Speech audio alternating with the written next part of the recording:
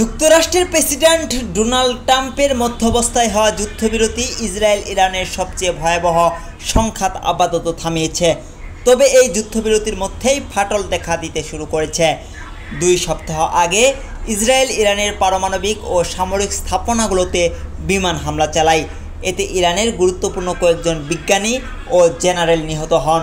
জবাবে ইরান ইসরায়েলের বিভিন্ন শহরের দূরপাল্লার ক্ষেপণাস্ত্র হামলা চালিয়ে ব্যাপক ক্ষয়ক্ষতি করে। পরে ইসরায়েলের পক্ষ নিয়ে যুক্তরাষ্ট্রও ইরানের পারমাণবিক স্থাপনাগুলোতে হামলা চালায়। এরপর যুদ্ধবিরতির ঘোষণাও আসে। ইসরায়েল ইরানের এই সংঘাত পুরো মধ্যপ্রাচ্যের নিরাপত্তা পরিস্থিতিকে নাড়িয়ে দিয়েছে। এতে বড় ধরনের আঞ্চলিক যুদ্ধ বেঁধে যেতে পারে, যেখানে বিশ্ব শক্তিরাও জড়িয়ে পড়ার ঝুঁকি রয়েছে। এ ধরনের নতুন সংঘাত পারস্য উপসাগর দিয়ে যাওয়া গুরুত্বপূর্ণ জ্বালানির সরবরাহ বন্ধ করে দিতে পারে। এতে আরও অস্থিতিশীল হয়ে পড়তে পারে লেবানন, সিরিয়ার মতো পার্শ্ববর্তী দেশগুলো। যুক্তরাষ্ট্র ও তার মিত্রদের বড় ধরনের সামরিক ভূমিকার দিকে ঠেলে দিতে পারে এই পরিস্থিতি। তবে এত কিছুর পর যখন যুদ্ধবিরতি হয়েই গেছে, তখনও বিশ্লেষকরা মনে করছেন ইরান ইসরায়েল সংঘাত যে কোনো সময় আবার নতুন করে শুরু হতে পারে। মার্কিন সংবাদ মাধ্যম নিউজ উইকের প্রতিবেদনে বলা হয়েছে, মোটা দাগে 4টি কারণে ইরান ইসরায়েলের সংঘাত নতুন করে শুরু হতে পারে যে কোনো সময়। প্রথম কারণ, ইরানের পারমাণবিক অবকাঠামো। ইসরায়েলি বিমান হামলা ও যুক্তরাষ্ট্রের ঝাঙ্কার ধ্বংসকারী বোমা হামলায় ইরানের সমৃদ্ধকরণ কেন্দ্রগুলো লক্ষ্যবস্তু করা হয়েছে। তবে ক্ষয়ক্ষতির পরও যুক্তরাষ্ট্রের প্রতিরক্ষা গোয়েন্দা সংস্থার সর্বশেষ প্রতিবেদনে বলা হয়েছে, এই হামলায় ইরানের পারমাণবিক কর্মসূচি কয়েক মাসের জন্য পিছিয়ে গেলেও পুরোপুরি ধ্বংস হয়নি।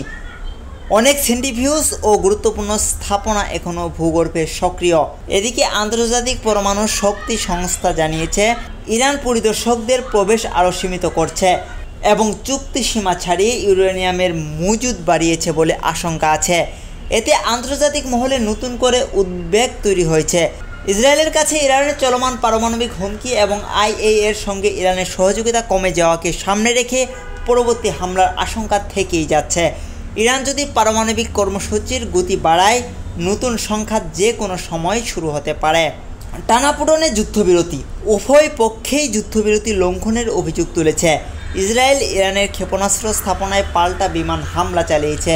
এতে ক্ষুব্ধ হয়েছে ট্রাম্প। তিনি 2 পক্ষকেই সংযমের আহ্বান জানিয়েছেন। এর মধ্যে যুদ্ধবিরতির সময়ের কাছাকাছি ইরান একটি ক্ষেপণাস্ত্র দিয়ে ইসরায়েলের বীরশেবা শহরে অ্যাপার্টমেন্ট ভবনে হামলা চালায়। এতে অন্তত 4 জন বেসামরিক নাগরিক নিহত হন। ইরান দাবি করছে, যুদ্ধবিরতি শুরুর আগেই তারা ওই ক্ষেপণাস্ত্র ছুড়েছিল। একই সময় ইরানের উত্তরাঞ্চলে বেশ কয়েকটি ড্রোন শনাক্ত করে ভূপাতিত করা হয়েছে বলে জানিয়েছে ইরানের রাষ্ট্রীয় গণমাধ্যম। বাড়ছে গোপন গোয়েন্দা অভিযান। ইরান দাবি করছে, তারা ইসরায়েলি গোয়েন্দা সংস্থার সঙ্গে যুক্ত থাকার অভিযোগে 7 শতাধিক ব্যক্তিকে গ্রেপ্তার করেছে।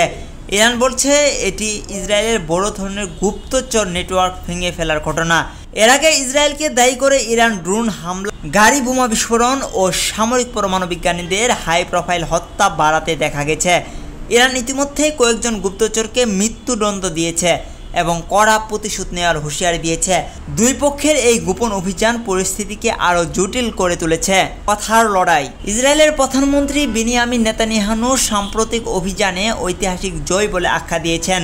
তিনি হুঁশিয়ারি দিয়ে বলেছেন, ইরান যদি আবার পারমাণবিক কর্মসূচি পুনরুজ্জীবিত করতে চায়। অন্যদিকে ইরানের প্রেসিডেন্ট মাসুদ এটিকে বড় বিজয় বলে আখ্যা দিয়েছেন।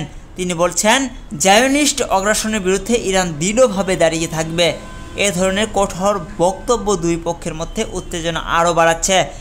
শান্তিপূর্ণ সমাধানের কোনো আশার জায়গা তৈরি হচ্ছে না। ইরান বলছে, তাদের পারমাণবিক কর্মসূচি এখনও সচল। একই সঙ্গে ইসরায়েলের গোপন অভিযান চালাতে পারে। 2 দেশের নেতারাও বেশ কঠোর অবস্থানে রয়েছেন। যুক্তরাষ্ট্র যদি পারমাণবিক সীমা ও উস্কানিমূলক পদক্ষেপ কমানোর মতো কার্যকর চুক্তি কমাতে না পারে, তাহলে এই নড়বড়ে শান্তি যে কোনো সময় ভেঙে যেতে পারে। জাবির আহমেদ জিহাদ, স্বদেশ বাংলা, ঢাকা।